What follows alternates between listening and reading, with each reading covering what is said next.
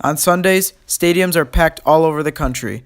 Fans cheer as their beloved players run out onto the field. Many fans support their team by buying jerseys and merchandise, maybe even draft their favorite players in fantasy football leagues. Everything is exciting about football, except for the players dealing with CTE. According to the Brain Injury Research Institute, CTE, known as chronic traumatic encephalopathy, is a progressive disease that affects the brain of people who suffer from repeated concussions and traumatic brain injuries. The brain eventually deteriorates and will end up losing mass over time.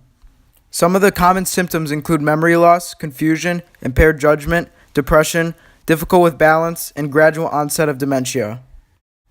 Usually diagnosed by post-mortem examination, a recent UCLA study found a way to test living patients by identifying concentrations of tau protein and using various CT and MRI scans.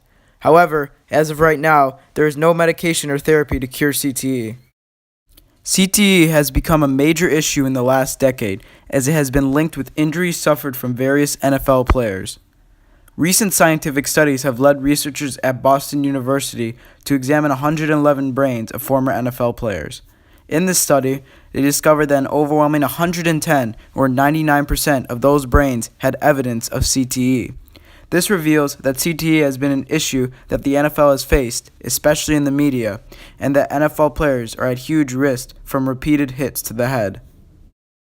For many NFL players, dealing with this disease is more than just a painful experience. It affects their everyday lives, even years after the end of their NFL career. Why do you believe you have CTE? I get light headaches every now and again, and my anxiety levels is off the chart. Sometimes I can't be in places certain long, so I have to retreat back to my own place because the anxiety makes my heart beat faster. Rock bottom is almost losing custody of your daughter, not coming home at night, don't know where you are. It was kind of let life drag me along, and hopefully somebody would put me out of my misery. Other than the players, families and friends pay the price as they witness CTE control the body.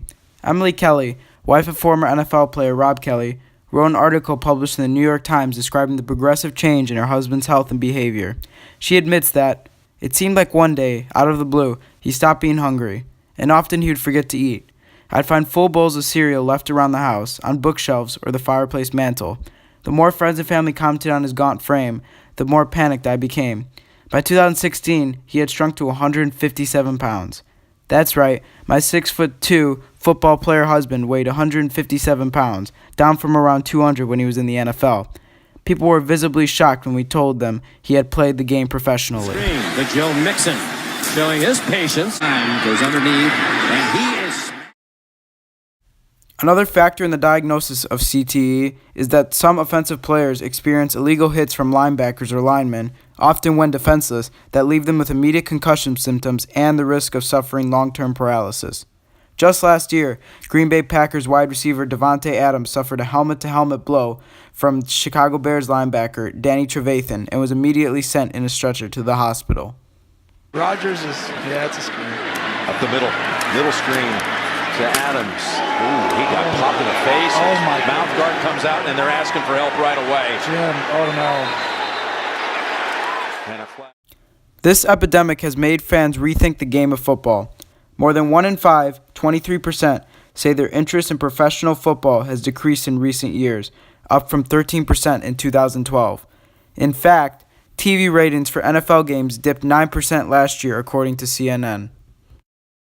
Many fans are acknowledging the risk the game has on its players and are refraining from watching altogether, having a direct impact on NFL popularity. According to Nielsen data, Super Bowl 52 averaged 103.4 million viewers, a drop-off of approximately 7% from the 2017 Super Bowl. This leaves Super Bowl 52 as the least watched Super Bowl since 2009. But it's not just the NFL taking a hit.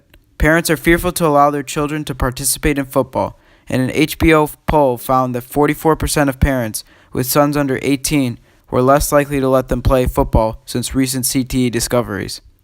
The brain develops until the age of 25, researchers say, and parents fear that allowing their children to play youth football will have a direct impact on their education and development. This fear has carried over to other youth sports as well. Parents are hesitant to allow their children to play rugby, basketball, and hockey due to risk of concussions. This has led to youth organizations implementing more safety precautions, including more protective equipment and stricter penalties for committing fouls or breaking the rules. Moreover, fans are beginning to question the morality behind playing football. Think about it. Is it really ethical to watch them tackle each other and cheer when opposing players are knocked unconscious? I think the sport is a moral abomination. The NFL just did release that report, actuary's report, trying to estimate what percentage of retired players may well be in need of some kind of assistance, medical assistance from the league, and they came up with a figure of a third. So basically, when you watch football on Sunday, a third of the players you're watching are, in the course of playing the game, incurring an injury which will significantly impact their life. Can you point to another industry in America which, as in the course of doing business, maims a third of its employees? Right? This is untenable. We're not just talking about people limping at the age of 50. We're talking about brain injuries that are causing horrible, protracted, premature death. The idea that we are paying people to engage in a sport for our own entertainment that causes irreparable damage to themselves is appalling. This leaves us all wondering, what has the NFL done? In 1994, NFL Commissioner Paul Tagliabue creates the Mild Traumatic Brain Injury Committee and appoints rheumatologist Dr. Elliot Pellman as chair. Then, in 1999, the NFL Retirement Board rules that Mike Webster's head injuries left him totally and permanently disabled as the result of repetitive hits he suffered as a football player. Despite alarming evidence, the NFL aimed to ignore this crisis. The Pittsburgh doctor who diagnosed Webster said the NFL tried to cover up the diagnosis from the media. Then they interfered with the examination of former NFL star Junior Seau, who committed suicide in 2012. However, in the last 10 years, the NFL has started to acknowledge the issue and have been searching for more effective solutions. It wasn't until 2010 that the NFL decided to openly investigate the issue. They donated $30 million to the National Institutes of Health for research into brain trauma. In 2012, the NFL announces its funded Heads Up Football, a new initiative to promote safety and concussion awareness in youth football. And in 2016, the NFL pledged $100 million for independent medical research and engineering advancements. But screenings went up by 108%. And also we saw more self-reporting from the players and teammates. That's what I call the culture change. Used to be, as you know, there was, well, it's just a ding. Those days are long gone. And that's a positive thing.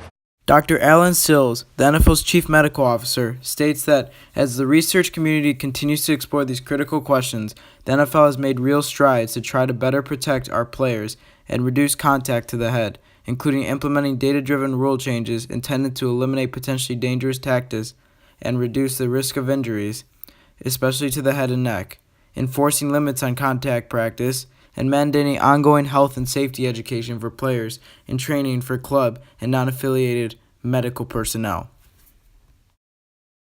Currently, the NFL deploys more than 29 medical professionals on the sidelines for each game. Working with the NFL Players Association, the league enforces a concussion protocol to identify and diagnose concussions and other head-related injuries.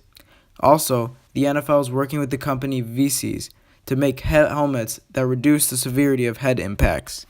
I think when you look what we've done over the last 10 years, we've had 40 different rule changes that are all designed on making the game safer. That didn't start the last 12 months. That started 10 years ago. We've invested in equipment changes. We're seeing safety changes to the turf, which I think will help on impacts, including head impacts on the turf. So all of these things are going to take hold, and they take time. Despite some progress in the right direction, the NFL is still making money, and lots of it. Although improvements have been made to try and make the game safer, it will never be completely safe. Many critics believe that it's time for a big change, officially terminating the NFL. New York Times best-selling author Steve Almond says that moral progress is inconvenient. It requires people taking stock of their own behaviors and making inconvenient decisions that are hard in the short term and beneficial in the long term. He believes we must sacrifice the enjoyment of watching the game and think about the mental health of athletes. With a significant increase in CTE cases, maybe he's right.